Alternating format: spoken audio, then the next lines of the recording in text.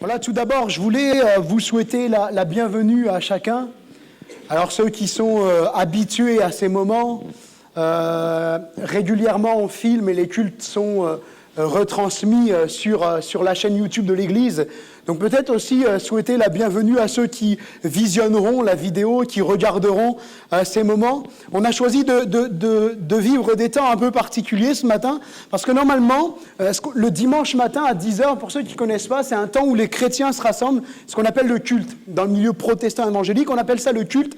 C'est un temps où les chrétiens viennent en fait et tout simplement ils viennent dire ensemble merci à Dieu. Ils se réunissent et ils viennent dire ensemble merci à Dieu. Alors vous entendrez des expressions, pour vous c'est de l'hébreu, du chinois, peu importe la langue, mais ça vous est inconnu, tel que Alléluia, c'est une expression hébraïque qui veut dire gloire à Dieu, aussi Amen qui veut dire ainsi soit-il, comme si nous attestions des choses. Donc finalement, c'est un temps où on vient célébrer Dieu, où on vient dire merci à Dieu pour ce qu'il a fait dans nos vies. Vous avez entendu des témoignages parce qu'on a choisi ce matin de faire différemment. On a décidé de rassembler, comme c'est une coutume une fois par mois, les trois églises qui travaillent donc ensemble, donc Dijon, Beaune et Semur, et on accueille chaleureusement, et les Dijonnais, on pourrait mettre une main d'acclamation, d'accueil en tout cas, pour les églises de Semur, les églises de Beaune, qui nous font la joie d'être là, le plaisir, on est content d'être ensemble et de partager ces moments.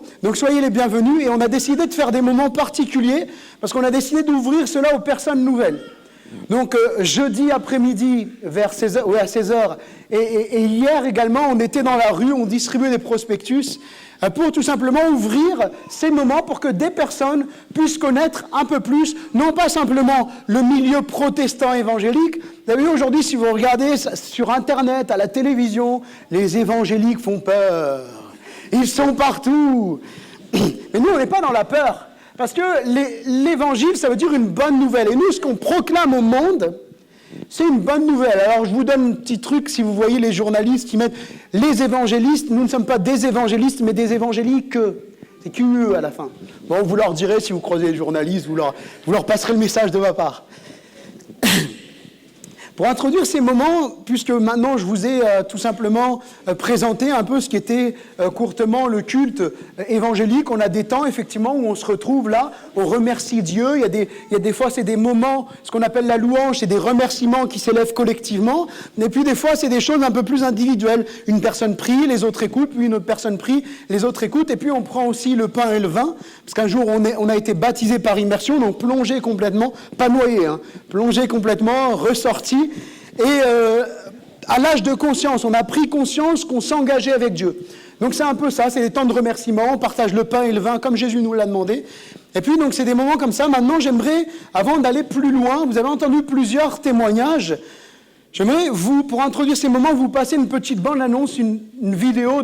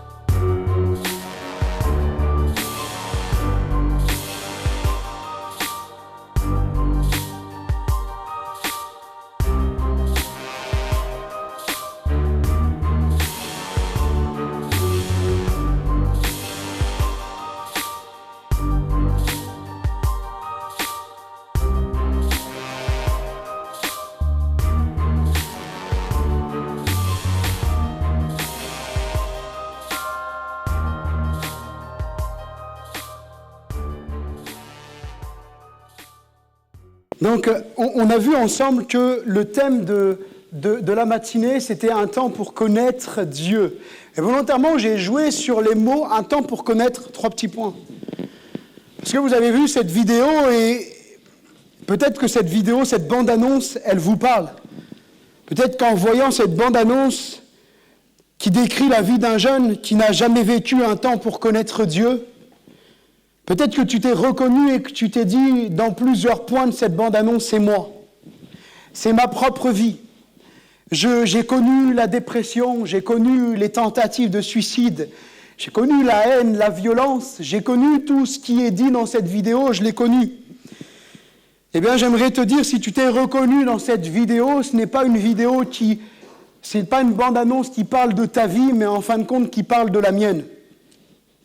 Et je vais vous décrire, au travers de plusieurs points dans ce message, un peu ce qu'était ma vie sans Dieu, sans connaître Dieu. Et on va faire une première lecture, parce que le thème que nous avons choisi, un temps pour connaître Dieu, j'aimerais qu'on lise ensemble dans Osée, chapitre 10 et verset 12. Et pour ceux qui n'ont pas la Bible, pas de panique. Si vous avez besoin d'une Bible, vous allez au fond, à droite, ou vous venez nous voir. Il y a le pasteur Landry, moi-même, le pasteur Richard de Beaune, ou le frère Dominique Kwamela de Semur. N'hésitez pas à venir nous voir, on vous donnera la Bible avec joie. Ce sera une joie pour nous de vous l'offrir. Osée chapitre 10, verset 12, qui dit « Il est temps, un temps, de chercher l'Éternel. » Il est temps de chercher l'Éternel. C'est un temps pour toi de chercher Dieu. Un temps pour toi de chercher à connaître Dieu. Un temps pour connaître Dieu. Moi, il n'y avait pas de place pour Dieu dans ma vie. Mais ma vie, c'était plutôt un temps pour connaître l'échec familial. La base même de ma famille, c'est, je dirais, l'athéisme. Je ne sais pas si ça dit, mais en tout cas, j'ai grandi dans une famille profondément athée. Lorsque j'étais plus jeune, je suis toujours jeune. Ceux qui osent dire le contraire, on va voir ça à la fin. Lorsque j'étais plus jeune, ma tante me dit un jour, « Dieu n'existe pas. » Et si tu crois que Dieu existe, que le paradis existe, etc., ça n'existe pas. Après la mort, il y a la tombe, il y a les eaux, et c'est tout ce qu'il y a. Il n'y a rien d'autre. Voilà l'espérance avec laquelle j'ai grandi. Une famille athée. Un père alcoolique violent. Vous avez vu cette vidéo? Un père alcoolique violent qui battait ma mère. Mon père, petit à petit, a sombré dans l'alcoolisme, dans un alcoolisme profond et sévère, à tel point que les analyses de sang, en fait, révèlent un taux de gamma-GT supérieur à la normale. Si vous vous demandez qu'est-ce que c'est, vous allez voir Aline, là, spécialiste, docteur, vous lui demandez, et elle vous en dira plus. Mon père était alcoolique, violent, qui battait violemment ma mère. Il va commencer à devenir violent, il va battre ma mère à tel point qu'à plusieurs reprises, elle a dû quitter le domicile conjugal, elle a dû abandonner avec ses 2 enfants, vu que j'ai un frère qui est 3 ans de plus âgé que moi. Et puis à 3 ans, ma mère va décider de prendre une résolution. Elle va décider de quitter mon père, de divorcer. Elle avait essayé à plusieurs reprises, mais avait abandonné ses démarches. Et là, à l'âge de 3 ans, alors que la violence de mon père semblait petit à petit se tourner vers ses propres enfants, elle décide de quitter le domicile conjugal une fois pour toutes. Et c'est à ce moment-là où on est arrivé, mon frère et moi-même, à l'âge de 6 ans, mon frère, ma mère et moi, bien sûr, dans ce quartier sensible de Lisieux. Lisieux, si vous ne savez pas, c'est un peu plus haut que chez vous. Vous ne croyez pas trop dans le nord quand même, vous êtes entre les deux. J'ai passé 3 ans dans le sud pour comprendre qu'ici, on était quand même, pour eux, dans le nord. Donc je viens de Normandie, je viens de Lisieux, et on est arrivé dans ce quartier, alors que nous, on habitait une petite maison à la campagne, et on arrive dans cette cité sensible de la ville, où toutes sortes de choses, on a vu toutes sortes de choses jeunes. Je me souviens, un père de famille dans la cage d'escalier s'ouvrir les veines complètement ivre-mort. Il y a eu des choses difficiles, la police descendre de nombreuses fois dans cette cité. Et puis il y a eu ce temps effectivement pour connaître l'échec familial, et il y a eu un temps pour connaître le handicap, le rejet, la haine. Lorsque je suis né, il a été découvert, et aujourd'hui la médecine fait d'énormes progrès. J'ai l'impression d'être un dinosaure quand je dis ça, et pourtant ils ont découvert la stupéfaction. Ils n'avaient pas découvert dans les examens prénataux, mais ils ont découvert mon handicap. C'est-à-dire j'avais les pieds beaux, les pieds, les jambes, les genoux complètement rentrés à l'intérieur. Et que si j'avais grandi comme ça, j'aurais pas pu marcher. Ils ont découvert ceci, ils ont découvert le handicap. Et certainement cet handicap était le fruit de la violence excessive de mon père, parce que mon frère qui est 3 ans qui a 3 ans de plus que moi, mon frère, lui, n'a pas connu le handicap. Parce que mon père ne battait pas encore ma mère. Lors de sa seconde grossesse, qu'il a commencé à devenir extrêmement violent. Et pourtant, j'ai subi donc de lourdes interventions chirurgicales dès mes premières années de vie. Et pourtant, la première personne qui va me mépriser, c'est pour moi celui qui a été l'auteur de mon handicap, mon propre père. Parce que mon propre père n'a pas jugé bon d'être là à ma naissance. Mon propre père est arrivé le lendemain et voyant les pieds retournés, a dit « celui-là, ça sera un handicapé ». Voilà comment a commencé ma vie. Le mépris. Le mépris de son propre père, de celui qui est censé vous aimer, de celui qui est censé vous chérir, vous prendre dans les bras dès la maternité et vous faire un bisou, vous dire qu'il vous aime. Celui qui a commencé à me mépriser. Et puis, je vous passe tout le mépris que j'ai pu connaître lié à l'handicap. Peut-être qu'il y a des personnes qui vivent ça. Peut-être que tu vis le handicap et tu sais de quoi je parle. Quand tu es en chaise roulante et que les gens te regardent, au lieu de venir te voir, te poser des questions, parler avec toi, ils te regardent comme un malpropre. Ça, je l'ai connu dès mon enfance. J'ai connu à l'école primaire, à l'école maternelle, la moquerie, le rejet des enfants de ma classe, ou même des enfants de l'école. Peut-être qu'il y en a qui vivent ça, même la moquerie. Parce que tu es différent, parce que tu traverses un handicap. Il y a toutes sortes d'handicaps. Moi, c'est un handicap moteur, un handicap physique, mais il y en a, c'est un handicap, ça peut être un handicap mental même. Les gens se moquent de toi, les gens te méprisent, les gens te détestent. Sache qu'il y en a un qui t'accueillera toujours. Celui qui t'appelle par ton nom, qui te connaît. Peut-être que tu n'as même pas été reconnu par tes parents. Peut-être tes parents t'ont méprisé, t'ont rejeté. Lui, il ne te rejette pas. Lui, il ne te rejette pas. Et puis, très tôt est né en moi, j'ai mis la naissance de la haine, de la violence. Parce qu'il y a 2 possibilités quand tu arrives dans un quartier, dans une cité, et que tu es handicapé, soit tu deviens une victime, soit tu décides de te battre. Alors, très tôt, il a fallu que je sorte les poings. Il a fallu que je commence à devenir violent. Il a fallu que je commence à me défendre. Il a fallu que je commence à faire des excès de violence, des crises de nerfs. Je me souviens, quand j'étais en primaire, plusieurs fois, excusez-moi du mot, mais pété un plomb. Je commençais à renverser la table alors que l'enseignante était en train de donner sa leçon. Je renversais la table et je piquais une crise. Un temps pour connaître le handicap, le rejet, la haine. Un temps pour connaître l'endurcissement, la violence et le rabaissement. Vous voyez, je me souviens, il y a un geste que je connais bien. Ce geste, c'est celui-là et celui-là. Parce que mon frère, toute mon enfance, me battait violemment. Mon frère, j'ai vu mes propres dents partir à force de nous mettre des coups de poing. Et la bouche en sang, ma mère devoir nous séparer. Je me souviens encore d'une scène. Je vais vous raconter cette scène. Alors que ma mère était partie travailler, parce que ma mère, quand on est arrivé dans cette ville de Lisieux, on a connu la précarité. La précarité à tel point que ma mère se battait pour faire des petites heures à droite à gauche de travail. Et puis, entre ces heures de travail, nous amenait avec elle dans les longues files d'attente des restaurants du cœur pour essayer d'avoir un petit colis alimentaire.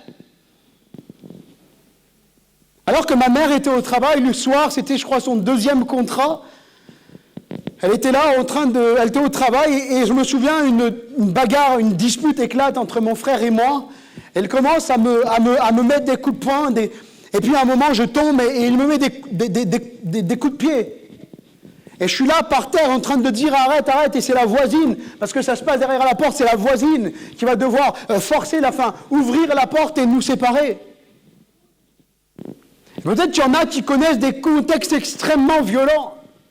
Moi, je ne suis pas un idéaliste. Je ne suis pas un idéaliste qui dit que tout le monde il est beau, tout le monde il est gentil. Vraiment des gens qui passent des drames, qui vivent des drames dans notre société. Et pour eux, c'est vraiment pas un temps pour connaître Dieu. Parce que quand on vous dit que Dieu n'existe pas, même si vous passez par les pires drames, Dieu n'existe pas. Alors vers qui vous vous tournez? Dans quel secours allez-vous vous réfugier? Des choses qui vont vous faire oublier pendant quelques instants votre souffrance. Un temps pour connaître quelque chose qui va faire basculer ma vie. À l'âge de 10 ans, ma vie, elle prend un tournant néfaste. À l'âge de 10 ans, on est à table, mon frère, ma mère et moi-même. Et puis une dispute commence à éclater. Les mots s'élèvent et ma mère commence à dire « Arrête! Sinon je prends ma boîte de médicaments et je vais l'avaler. » Et mon frère dire « Si tu fais ça, moi je fais ça aussi. » Moi je me retrouve entre les deux. Et ce qui se passe, c'est que ma mère c'est quelqu'un qui quand même tient ses paroles. Et oui, ma mère, ce qu'elle va faire, c'est qu'elle va attraper ses médicaments pour l'hypertension. Elle va commencer à en prendre 1, et à en prendre 2, et à en prendre 3, et elle va en prendre 4, et à en prendre 5. Hein, la sœur Aline, elle sait de quoi je parle. J'ai vu ma mère, petit à petit, mon frère faire pareil, prendre une boîte de médicaments, je ne sais pas ce qu'il a pris, je ne me souviens plus, et s'enfuir. Mon frère, c'était un fugueur, il partait de la maison comme ça, on ne le revoyait plus, on le cherchait dans toute la ville. Il prend les médicaments, donc mon frère a 13 ans, il prend les médicaments et il s'en va. Et moi, je suis là, seul avec ma mère. Ma mère dont la tête commence à tourner un peu, elle est de moins en moins bien, son état affaibli. Ma mère, c'est une femme forte, c'est une femme qui est forte, qui s'est battue, et là, je la vois faiblir. Je dois appeler les pompiers. Je dois appeler les pompiers, et puis ma mère est emmenée à l'hôpital, et moins de quelques heures après, elle est internée avec mon frère, il le retrouve, et ils sont internés tous les deux en hôpital psychiatrique. Et donc, moi, je vais être placé chez une de mes tantes, chez ma marraine. Et c'est une de mes tantes qui va venir me chercher de Lisieux pour m'amener à quelques kilomètres, à une vingtaine de kilomètres de là où habitait ma tante, chez qui je devais dormir. Et cette tante va dire une parole qui va rester gravée dans mon cœur, qui va faire naître l'endurcissement. Elle va dire, tu vois ta mère dans cet hôpital de dingue, là. Elle va s'éclater la tête contre les murs, elle va mourir, tu ne la reverras pas. Et ça, c'est à cause de toi et ton frère. Vous l'avez rendue folle, votre mère. Je ne sais pas vous, mais moi, de telles paroles ont endurci profondément mon cœur, à tel point que je me suis dit, plus jamais je ne verserai une larme. Et plein de choses dans ma tête de gamin de 10 ans sont passées. C'est vrai que c'est à cause de moi, parce que c'est moi aussi qui ai appelé les pompiers. Donc si les pompiers l'ont amené à l'hôpital, puis à l'hôpital psychiatrique, j'en suis responsable. C'est moi le fautif. Et je me suis endurci. Et puis le meilleur moyen d'oublier quelque peu ce qu'on vit, c'est sombrer dans les addictions. Alors, comme je vous l'ai dit, je me suis endurci, je me suis dit plus jamais je ne verserai une larme. Quand ma mère me corrigeait en ressortant de cet hôpital, quand elle me corrigeait, normal comme on corrige tout enfant qui fait des bêtises, surtout quand on est une femme seule, qui élève seule ses enfants et qui doit jouer le rôle du père et de la mère, il y en a peut-être ici qui savent de quoi je parle. Eh bien, il faut redoubler d'autorité. Et quand elle me frappait, je lui disais, si ça te fait plaisir, frappe encore. Ma mère, je me souviens, j'étais en train de devenir de plus en plus, violent, grossier, voleur, provocateur. Je dépouillais les sacs quand je suis arrivé au collège. Je revendais ça, c'était le moyen pour moi d'avoir de l'argent facile. Et puis je suis entré très rapidement dans les addictions pour oublier. Mon frère a 13 ans, 12-13 ans, il rentre au collège. Il a 3 ans de moins que moi, je vous laisse calculer l'âge. Et il me propose la première cigarette. Le petit outil magique qui va devenir un enfer pour moi. Parce que je commençais à fumer. Alors au début, on tousse. Et moi, il était hors de question de tousser et de dire « j'y retoucherai pas ». Puis j'ai commencé à fumer très tôt et à devenir, en tant qu'enfant, addict du tabac. Addict du tabac. Quand on me disait, vers l'âge, j'étais encore en primaire et ma mère ne le savait pas encore, les dames de cantine me disaient « mais Johnny, tu devrais arrêter, il est temps ». Je dis « je ne peux plus arrêter ». Je suis devenu dépendant. Et puis, vers l'âge de 12-13 ans, l'entrée dans le cannabis, dans l'alcool. C'est pour moi un échappatoire. Quand j'avais bu, je me sentais plus ou moins bien, joyeux, alors que chez moi, c'était vraiment pas la joie. J'aimais vraiment pas rentrer chez moi. Quand j'ouvrais la porte de l'immeuble et que j'allais pour rentrer chez moi et que j'entendais ma mère se disputer avec mon frère, les portes claquer, j'avais pas envie de rentrer chez moi. Alors j'ai commencé à traîner de plus en plus dans le quartier avec les copains, à squatter parfois la journée des appartements désaffectés. Et puis des petits, je dirais, la petite entrée dans de la prédélinquance. Je dis bien de la prédélinquance parce que mon but n'est pas d'exagérer qui j'étais, mais d'être le plus juste possible. La dégradation matérielle, toutes ces choses, la violence au collège. Et puis, moi, j'étais un cancre à l'école, parce que mon frère, quand il me battait, il accompagnait ses gestes de parole. Je ne sais pas, je vous avoue, je ne sais pas qu'est-ce qui faisait le plus mal. Parce que les coups, on s'y habitue. Les coups, on en prend, quand on est dans de la violence, qu'on entre dans la violence, on en prend, c'est sûr, on en prend beaucoup, on en donne. Je ne sais pas qu'est-ce qui est le plus dur. C'est la violence physique de se prendre des coups de poing, des coups de pied, ou c'est la violence verbale. Mais quand on entend à longueur de temps, t'es un bon à rien, tu feras rien de ta vie, t'es un gros porc, excusez-moi l'expression, c'est les mots que j'entendais, t'es un gros lard, tu feras rien de ta vie, t'es un pauvre gars. Je sais pas qu'est-ce qui était le plus dur. C'était la violence physique ou la violence verbale. Mais quand on vous répète toute votre enfance que vous êtes un bon à rien, vous essayez de vous tourner vers des plus grands dans la cité, ou même vers mon propre père, qui vous disent les études, ça sert à rien de toute façon. Qu'est-ce que tu vas faire? Tu veux devenir un bureaucrate, un technocrate? Qu'est-ce que tu veux être? Les études, ça sert à rien. Eh bien, vous vous dites, de toute façon, comme je suis un bon à rien, à quoi bon tenter de faire des études? Eh bien, ce qu'on va faire, c'est comme tout le monde. On ne va pas travailler à l'école, on va s'amuser. À l'école, le collège, c'était un temps d'amusement. Et puis, ce qu'on va finir par faire, c'est qu'on va commencer à acheter la première graine. C'est la première graine dans les caves des cités, là. Et puis, on va faire pousser. À 16 ans, on arrête l'école, c'est plus obligatoire. Et puis, on fait pousser des graines et on deal de la drogue. Je vais vous dire, la plupart des gars avec qui j'ai grandi, et si jamais ils écoutaient cette vidéo, je vais leur dire combien Dieu les aime. Je vais leur dire combien Dieu les cherche, comme il m'a cherché. J'aimerais leur dire combien Dieu a des projets merveilleux pour eux, combien Jésus est mort pour eux, pour leur donner la vie. J'aimerais qu'ils entendent cette vidéo. Parce que certains aujourd'hui sont plus de cette terre. Les amis, la plupart sont passés par la case prison. Je ne citerai pas leur nom, mais même si vous tapiez leur nom sur Internet, vous retrouviez les comptes rendus de jugement, les articles de journaux. Certains sont montés pour vol, recel, d'autres pour trafic. Il y a un petit jeune, il s'appelle Gary. J'aimerais que tu suives jamais la voie de Gary. J'en parle tellement avec émotion. J'aimerais jamais que tu suives la voie de Gary. Gary, c'est un jeune, il a 18 ans, 19 ans. Il vient d'avoir son CAP menuiserie. Et puis, je crois que c'est menuiserie, oui, c'est ça. Et puis, il s'apprête à passer un bac pro. Au quartier, c'était un intello, le gars. Juste avoir un CAP, déjà, c'était énorme. Et Gary, il sort de boîte de nuit. C'était pas un gars violent. Comme certains, on l'était au quartier. J'avais d'autres amis, c'était violent moi-même. Mais lui, c'était un gentil gars. Et Gary, en sortant de boîte de nuit, il est un peu enivré. Et puis, il est avec 3 amis à lui, je crois que c'est 3. Et puis, ils sont en train de... Il y a un gars il demande une cigarette à un gars, ou je sais pas, c'est le gars qui demande une cigarette. Non, il demande une cigarette à un gars, et le gars, il dit qu'il en a pas. Et vous savez ce qu'ils font? Ils commencent à le tabasser. Ils le tabassent et ils le laissent là. Et ce gars, vous savez ce qui va se passer? Il va mourir. Ce gars va mourir sur le trottoir. Et il va monter en prison.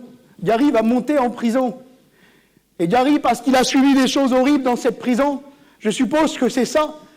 Et c'est passé aux informations, et les syndicats de la prison ont dit qu'il y avait tellement un climat d'oppression, un climat où on martyrisait ceux qui arrivaient, comme c'était pas un gars violent, Gary.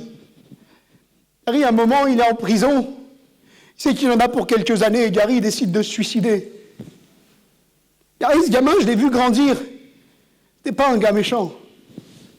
J'aurais pu suivre sa voie, parce que j'avais envie de mourir aussi. Je voulais suivre la voie de ma mère, qui a tenté de se suicider à l'âge de 10 ans. J'aurais dû être Gary.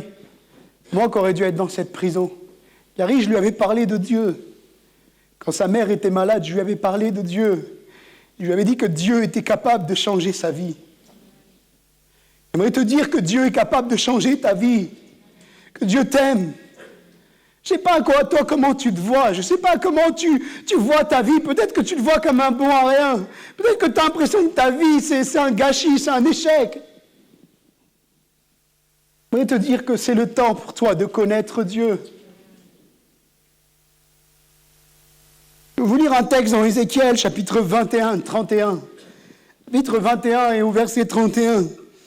Dieu va dire, ainsi parle le Seigneur, l'Éternel, les choses vont changer. Ce qui est abaissé sera élevé.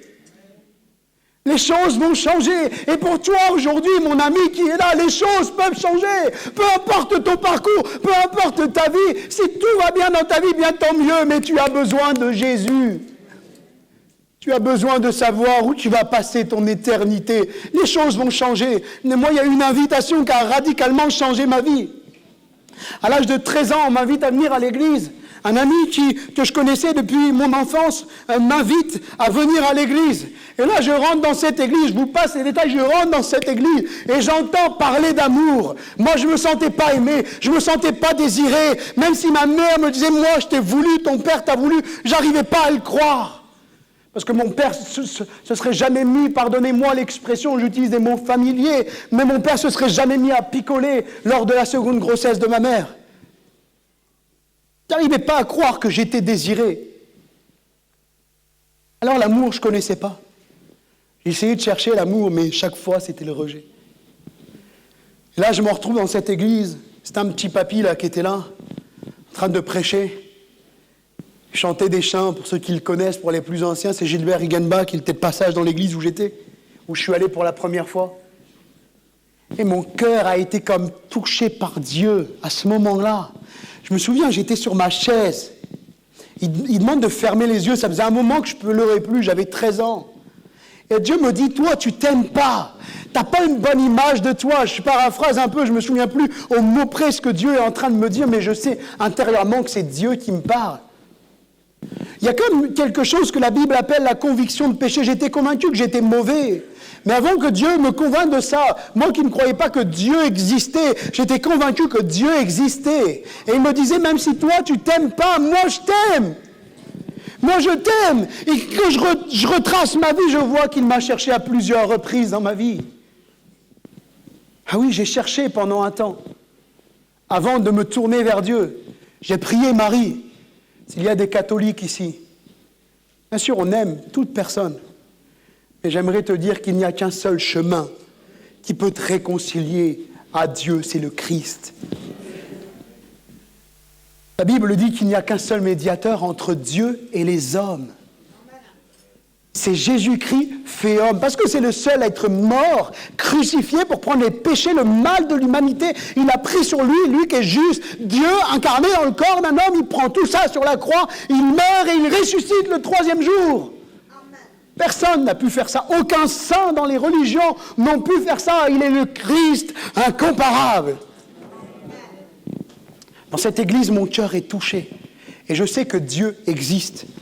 Et j'ai continué un petit peu ma vie sans Dieu. J'ai continué au quartier, tout ce que j'avais à faire, mes addictions, tout ce mal qui était attaché à moi. Remarque qu'il ne fallait pas grand-chose. Il n'y avait pas besoin de grandes phrases pour que je sache que j'étais mauvais. Et puis à 15 ans, il va se passer quelque chose, c'est que je suis en train de jouer sur la pelouse devant chez moi et je m'ouvre la jambe sur une de mes cicatrices, 3/4 du muscle sectionné, j'étais sous dérivé de morphine, même à l'hôpital, il m'a mis sous morphine pour calmer la douleur. Je devais mettre 1 mois avant de remarcher parce qu'après, mon professeur en médecine devait corriger pour redresser un peu plus le 2e pied, faciliter le chaussage, etc.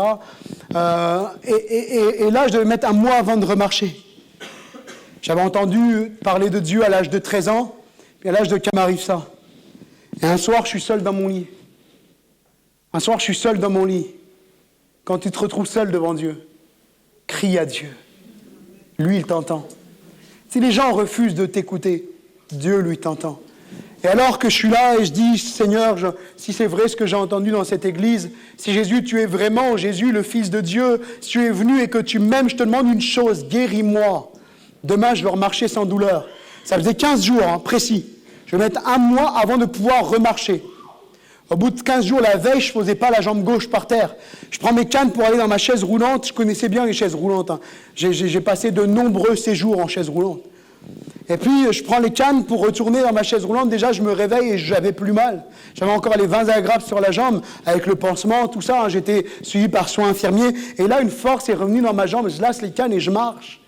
Et je me souviens, dans ma prière, je me dis à Dieu, si tu fais ceci, ça me montrera que tu t'intéresses à moi. Et si tu fais ça, moi, j'ai rien à te donner, mais je te donne ma vie. C'est tout ce que j'ai, je te la donne. Mais si tu me permets juste de remarcher en boitant, mais que j'ai plus mal, je vais en marcher en boitant. Et bien, le lendemain, Dieu a exaucé ma prière au mot précis.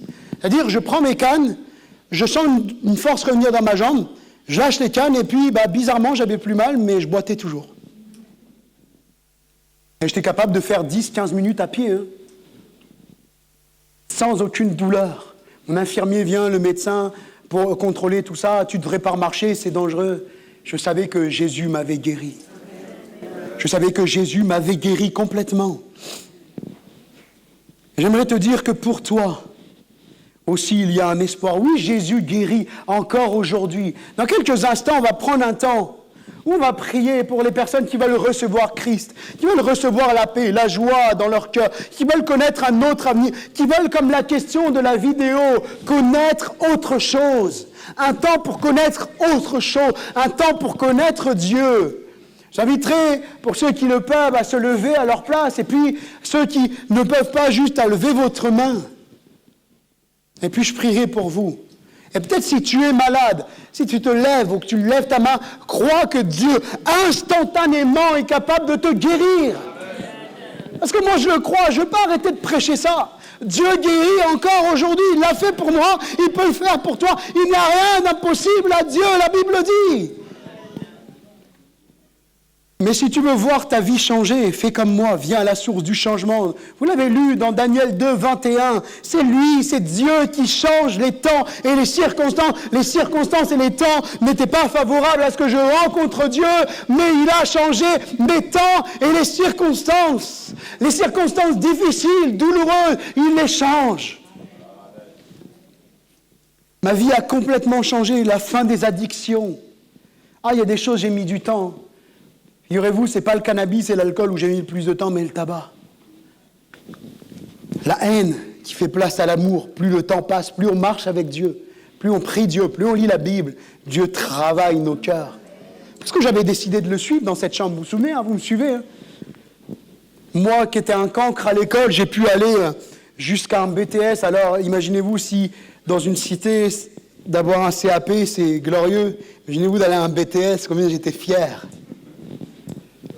Un BTS, puis partir 3 ans dans une école biblique pour faire une licence en théologie, moi, j'aurais jamais cru ça. Mais ce qui est impossible, Dieu le rend possible. Dieu ouvre l'intelligence. Dieu est tout-puissant. Alléluia. Et puis aujourd'hui, je me retrouve dans une équipe pastorale à Dijon. Dieu fait bien les choses. Mais ce qui a le plus changé dans ma vie, c'est ma destinée. Ma destinée éternelle. Et tu as aussi une destinée éternelle. Ta vie ne s'arrête pas là sur la terre. Le passé que tu as eu là, si tu ne donnes pas ton cœur à Jésus, un jour tu vas mourir, et on va tous mourir, je vous apprends rien, on passe tous par la mort, c'est la vie qui veut, la vie veut la mort. Donc un jour on meurt, et qu'est-ce qui se passe ? On passe de l'autre côté. Et de l'autre côté, je vous assure, j'en parle avec conviction, avec certitude, je vous assure que de l'autre côté, ce n'est pas juste un cercueil. De l'autre côté, la Bible dit qu'il y a l'enfer et le paradis. Et bien peut-être tu as eu un lourd passé comme moi. Eh bien le passé que tu as eu, ta destinée éternelle sera beaucoup plus pire que ce que tu as pu vivre. Parce que ça sera pour l'éternité. Et moi, je ne veux pas que tu passes à côté de Jésus. J'aimerais te dire que Jésus t'aime. J'aimerais te dire que Jésus veut changer ta destinée éternelle. Il l'a fait pour moi. Et pourquoi ? Parce que le plus grand mal, ce n'est pas le passé que tu as pu vivre, c'est le mal qui te colle à la peau comme il l'a collé à la mienne. La Bible dit dans Romains 3, 23 que tous ont péché et sont privés de la gloire de Dieu et que le salaire du péché, le péché ça veut dire le mal qui te colle à la peau, la nature mauvaise que tu as depuis que tu es enfant. Cette nature mauvaise qui est là, elle te conduit tout droit en enfer, car le salaire du péché, c'est la mort éternelle, c'est la mort. Et tu as besoin de rencontrer Dieu. Et j'aimerais te dire que Dieu t'aime. Il est écrit dans Jean chapitre 3, verset 16, que Dieu a tellement aimé le monde, que Dieu t'a tellement aimé, qu'il a donné ce qu'il avait de plus cher. Il a donné Jésus. Toi, tu es destiné à aller en enfer, mais Jésus va prendre ta condamnation sur la croix. Ses pieds, ses poings, ses mains vont être cloués. On va l'injurier. On va le mettre presque nu sur la croix. On va lui cracher dessus. On va se moquer de lui. Et tout ça, c'est pour toi. Ce ne sont pas les Romains qui ont tué Jésus, ce ne sont pas les Juifs qui ont tué Jésus, mais c'est toi, c'est moi qui avons tué Jésus à cause de notre péché, de notre nature mauvaise. Alors j'aimerais te dire, s'il te plaît, ce matin, n'attends plus pour venir à Dieu. N'attends pas que ta vie finisse misérablement, n'attends pas de finir malheureusement comme Gary ou comme d'autres. Viens à Jésus ce matin. Parce que Jésus est mort sur la croix. Je viens de vous décrire brièvement. C'est tellement horrible ce que Jésus a souffert. Jésus a souffert cela pour que tu puisses changer ta vie éternelle.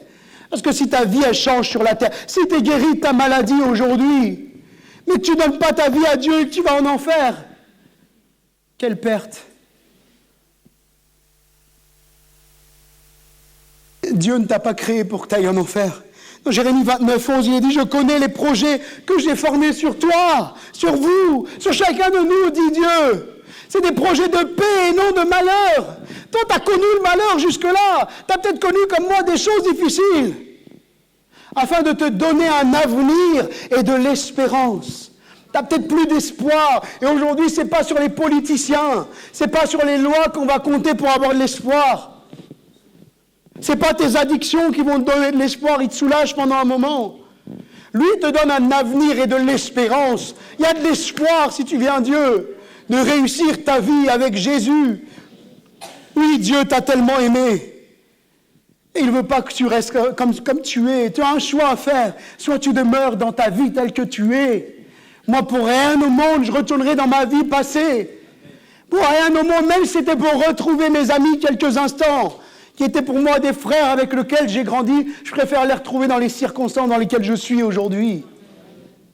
Oui, Christ est mort pour te réconcilier à Dieu, et tu as un choix à faire. Jésus est la preuve de l'amour de Dieu. Tu as un choix à faire. Et ce choix, c'est de te repentir. La repentance, c'est quoi? C'est pas un gros mot inventé par les chrétiens. La repentance, c'est décider de demander pardon à Dieu d'avoir vécu sans lui jusqu'à présent. Pardon à Dieu pour ta nature mauvaise qui est là en toi. Pardon à Dieu pour tout le mal que tu as pu faire. Et le premier mal que tu as fait, c'est de refuser de donner ta vie à Jésus. Peut-être qu'il y a même des enfants de chrétiens. Eh bien, tu es aussi pécheur que moi. Tu vas dire, oh purée, Johnny, tu as vu tout ce qu'il a fait? Mais tu es aussi pécheur que moi. Parce que toi, en plus, tu entends Dieu depuis que tu es petit. Moi, je n'ai pas entendu parler de Dieu. Hein. Toi, tu entends parler de Dieu depuis que tu es petit. Alors, tu es aussi pécheur que moi. Tu es aussi condamnable que moi, même si tu n'as pas fait les 400 coups. Tu as besoin de Jésus. Nous avons chacun besoin de Jésus. Nous avons besoin de rencontrer Jésus et de demander pardon d'avoir vécu sans lui et de lui dire maintenant je te donne ma vie Jésus, je décide de vivre avec toi tous les jours, je veux te parler tous les jours, je veux ouvrir la Bible qui est la parole de Dieu et je veux que tu me parles, je veux vivre une vie avec toi, je me retrouve avec les chrétiens comme ils sont joyeux, ils lèvent les mains, ils chantent, je veux vivre ces choses, j'ai envie de trouver la joie, la paix, s'il te plaît Jésus. Alors qu'on va avoir un temps dans la prière pendant quelques instants, demandez à chacun de pouvoir, s'il vous plaît, vous mettre dans le recueillement. Chrétiens, vous pouvez commencer à prier à votre place intérieurement. Priez le Seigneur. Priez le Seigneur pour ces personnes qui ont une position à prendre ce matin.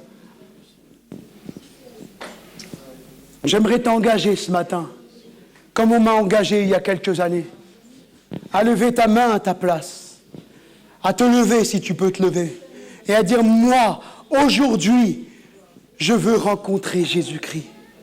Je veux rencontrer Jésus. Je veux que Jésus change ma vie. Je veux que Jésus change mon cœur. Eh bien, je vais t'inviter simplement à te lever à ta place. Je ne demanderai pas de vous approcher devant, hein, mais simplement à te lever à ta place. Alors qu'on est dans le recueillement, on a les yeux fermés, les têtes baissées, pour que personne commence à regarder l'autre, qu'est-ce qu'il fait, est-ce qu'il va se lever, est-ce qu'il ne se lève pas. C'est une affaire entre toi et Dieu. Et tu ne pourras pas dire devant Dieu, je ne savais pas Dieu. Tu as un choix à faire. Le choix, c'est d'accepter de rencontrer Jésus. Alors simplement, si tu veux rencontrer Jésus, lève-toi à ta place et je vais prier pour toi. Si peut-être tu es malade et tu as besoin d'être guéri et que tu peux te lever, lève-toi à ta place et je vais prier pour toi. Si tu ne peux pas te lever, lève simplement ta main. Alléluia, je vous ai vu, bien-aimé. Qui avait levé la main? Je vous ai vu, mon bien-aimé. Alléluia, il y a une autre personne qui a levé la main. Ceux qui peuvent, bien sûr, levez-vous. Ceux qui ne peuvent pas, simplement levez la main. Gloire à Dieu. Des personnes qui se lèvent, qui prennent des positions.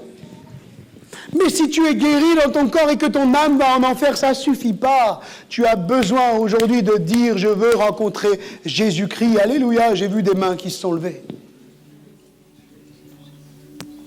Je veux, Jésus, ce que Johnny a vécu, je veux le vivre. Jésus, t'es mort à la croix pour moi. Viens changer ma vie. Je lâche prise aujourd'hui et je décide de te suivre, de t'accepter comme mon Seigneur et Sauveur, celui qui me sauve de la nature mauvaise, qui me sauve de l'enfer. Je te reçois dans ma vie, dans mon cœur. Et si tu t'es levé pour la guérison, mais que tu ne crois pas que Jésus va te guérir, assis-toi à ta place. Ça ne sert à rien de se lever si tu ne crois pas. Il faut que tu mettes ta foi en action, ta confiance en action.